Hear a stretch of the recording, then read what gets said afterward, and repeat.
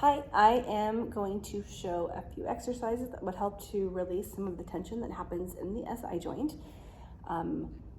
This whole weekend I was experiencing some myself, and I know of other people who have, so I wanted to show a few things that are helpful to do at home. If you can't get in for an adjustment or massage or something to help release it, there are some things that you can do that might help to soften it and relax it. There's so many factors that play into the SI joint. Tight glutes, tight QL, too loose. Like there's just so many things. So I won't even go into them, but sometimes too, it can feel like it's a little out of whack, it's a little wonky, or for me, I had one side that I could tell was just pulling. So I have two balls here. These are lacrosse balls. Tennis balls work. You want balls that are firm, but also you may need them slightly softer. It just depends. These are pretty hard. I actually keep one in my car at all times so I can drive and kind of release some of the tension that happens through the neck, through the shoulders as I'm driving on those busy days. But two balls that are somewhat firm to release pressure. I'm just gonna lay on my back, take both of these balls and put them on either side of my sacrum, either side of the tailbone. And you can feel it's kind of a tender spot. So just laying here is enough. Relaxing the rib cage down. And then laying here for a while, taking the knees towards each other, internal rotation, the knees away, external rotation. So finding movement here, you kind of create a little self-massage.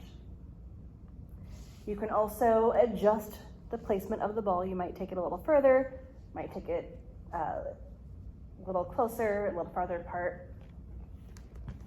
Laying here with my feet in parallel, think of cat-cow, but you're lying down. Lifting the belly, pressing the shoulders, and then bringing the belly down. So you're creating movement in the pelvis to create the massage, to create the release. A lot of people will get on a ball and they'll try to push and try to roll, and it doesn't always feel good. It might hurt, especially if the balls are really firm and you're just extra tender, and some people can't handle the pressure. But a little movement through the spine to create that movement through the pelvis, which will create that work through the back in the SI joint. And if your body is able to tolerate the pressure, bring in one knee, maybe both knees over hips. Maybe hugging the legs in, if that feels better. Finding movement front to back, tapping, reaching, even a little shimmy side to side. We're not moving the balls, we're moving the body to create that work. So those are really somewhat simple things, but also can create a lot of release in their simplicity. And the most important thing I would say is breathe. Breathe through this. Inhaling, exhaling, bringing the feet down.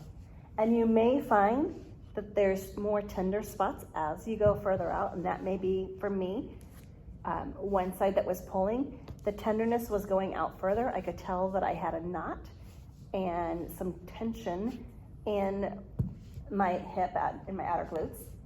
So moving the ball, and it's the same thing. I'm just gonna move my leg further out, and I'm gonna breathe because, oh my gosh, I can feel this, those little things. So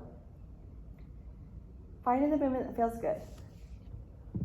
And I would also recommend finding some release up through the back. Same thing, just a gentle rock, soft release. So you can take it up further up the spine, especially if someone that is coming from like a tight QL. You can hug the knees in, you can shimmy side to side, you can have the feet down, shimmy side to side. I like to shimmy. And just even focusing on the internal rotation to kind of create release, stretching out, stretching the side body through kind of a banana shape on each side, And then finding wherever your center is, letting yourself just breathe, soften, whatever you need to do to release some of the tension. And hopefully that helps.